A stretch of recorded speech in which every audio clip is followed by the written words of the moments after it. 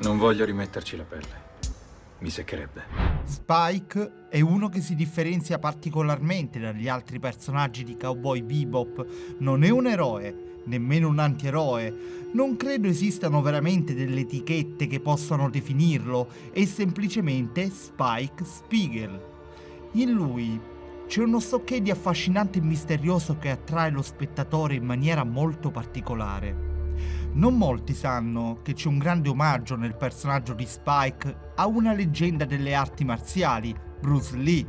Principalmente lo possiamo denotare dal suo stile di combattimento, lo Jigun-Do, lo stile marziale, ma anche il punto di vista filosofico sviluppato dal piccolo drago e raccolto nel suo trattato Tao of Jigun-Do, pubblicato nel 1975, 2 anni dopo la sua morte. Ma pensate anche all'episodio 8 e al suo discorso sull'essere fluidi come l'acqua. Right.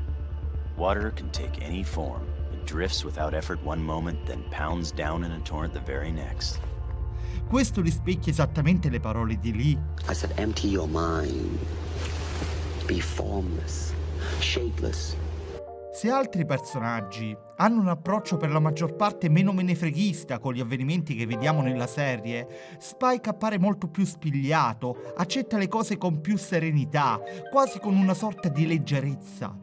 Davanti a situazioni tese, sappiamo tutti come si comportano, estrae con calma la sigaretta dal pacchetto, l'accende e si lascia andare a qualche battutina ironica e al contempo cinica. Molto spesso, nel corso della serie, lo si vede scivolare verso una sorta di nichilismo nicciano, ma l'approccio che Spike Spiegel ha verso la vita è più stoicista. Cerco di spiegarmi. Per uno stoico, bisogna mettere al centro della propria attenzione solo le cose che possiamo controllare. È inutile concentrarsi su cose di cui non possiamo avere il pieno controllo. Certo, possiamo riconoscerne la gravità, ma strillare e andare nel panico a che serve? Anzi, potrebbe soltanto farci perdere tempo. Spike preferisce utilizzare quei minuti per accendersi la sua amata sigaretta, che in quel contesto potrebbe anche essere l'ultima, e cerca di affrontare le situazioni andando incontro all'incertezza. Un modo di vivere, il suo, nel momento, alla giornata, che lo porta a godere il presente più che di preoccuparsi o anche di gioire, attenzione, di quello che avverrà in futuro, su cui sostanzialmente sa di non avere controllo. Conseguenzialmente, questo suo modo di interpretare la vita lo porta inevitabilmente ad avere un approccio particolare anche con la morte. La sua idea a tal proposito è sostanzialmente riducibile alla sua stessa frase: Whatever happens, happens. quel che sarà sarà. Ricordate l'episodio Wild Horses, vero? Beh, forse uno dei migliori, dove quel menefreghismo è mostrato ai massimi livelli. Spike fa riparare il suo hovercraft e siccome difficilmente riesce mai ad avere un attimo di pace, si ritrova per una serie di coincidenze a dover aiutare Faye e Jet, che nel frattempo se la stanno vedendo con una banda di pirati spaziali / pirati informatici. Pur uscendone vincitore, il suo aeroscafo subisce pesanti danni e si ritrova ad orbitare in mezzo agli asteroidi e sfiga delle sfighe, come molti italiani moderni, ha poca benzina nel serbatoio. Jet, a bordo del Bebop, ha bisogno di tempo per poterlo soccorrere, ma all'improvviso i motori di Spike si spengono a causa appunto dell'esaurimento di carburante. Ora, sta per precipitare drammaticamente verso la Terra e una scena della serie "Oh cazzo, e adesso?" Ebbene, con quella calma, con quella freddezza che lo contraddistingue, invece di andarsene comprensibilmente nel panico, dice a Jet: "Nascosto nel frigo c'è del sakè, è tuo, non ho più carburante." È stato bello, Jet. Signori miei, Spike Spiegel e a.k.a. Zenone di Cisio.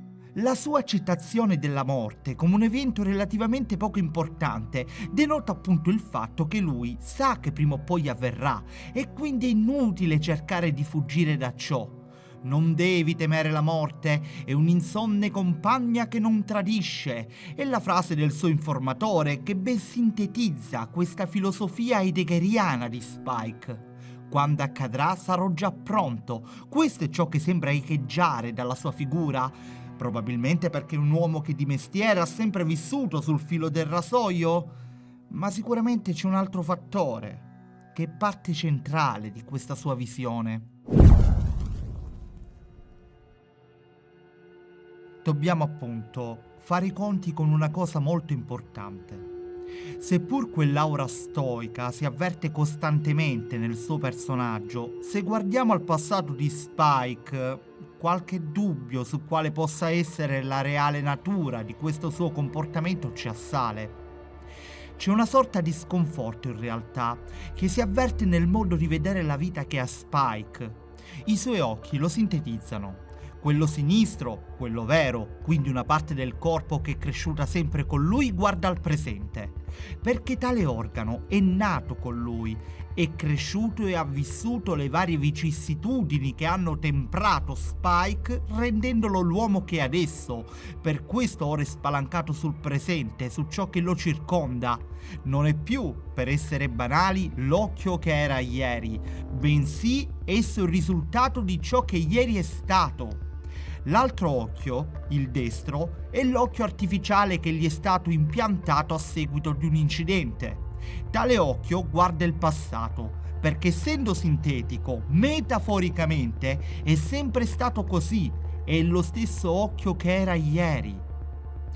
Ciò ci evidenzia la tragedia di Spike, ossia l'impossibilità di questo personaggio di staccarsi dal passato. Come detto, il futuro, essendo incerto, è qualcosa che lui guarda stoicamente. Il presente è il qui e ora ed è ciò che lui vive. Il passato, è il ricordo, ma anche il fardello in un certo senso da cui non riesce a staccarsi. E c'è anche una velata ipocrisia a dirla tutta, perché più volte è lui a esortare gli altri a dimenticare, come con Fame Valentine ad esempio, ne ho parlato nel precedente video, ma forse è proprio qui che si evidenzia la realisticità di questo personaggio che, come molti di noi, è capace a dare consigli per aiutare il prossimo, ma difficilmente è in grado di aiutare se stesso. E qui apro una parentesi discutibile. Questo mi ha fatto molto riflettere a dirla tutta, perché conoscendo appunto il pregresso, la tragica storia vissuta con la donna che non riesce a dimenticare, Giulia, dà molto l'idea di un uomo che non sa guardare al futuro perché, dirò una frase fatta, senza di lei il futuro non ha importanza. Spike è l'uomo immerso nei ricordi, schiacciato dal passato, che ha un sapore agrodolce, un passato che lo ha fatto soffrire, ma gli ha regalato anche momenti felici, ragion per cui non riesce a lasciarlo andare. Cowboy Bebop è una storia circolare, un serpente che si morde la coda, in cui però l'atto finale decreta appunto anche la fine delle vicende. E insomma, se vogliamo, una storia non incentrata sullo sviluppo verso un futuro, quanto paradossalmente un'immersione graduale verso il passato con cui Spike, alla fine, deve fare i conti. Perché se c'è una cosa che Spike Spiegel ci ha insegnato è che stagnarsi nel passato significa vivere il presente come sonnambuli. Bisogna invece affrontare i propri fantasmi, venire a patti con se stessi, perché nel bene e nel male noi siamo il frutto di quel passato e forse questo potrà farci aprire un occhio anche sul futuro.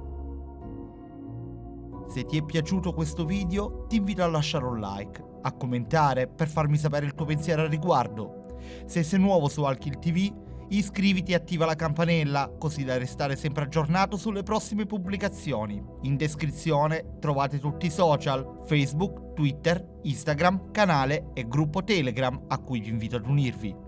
Vi ringrazio per la gentile attenzione, ci vediamo al prossimo video e buona vita a tutti.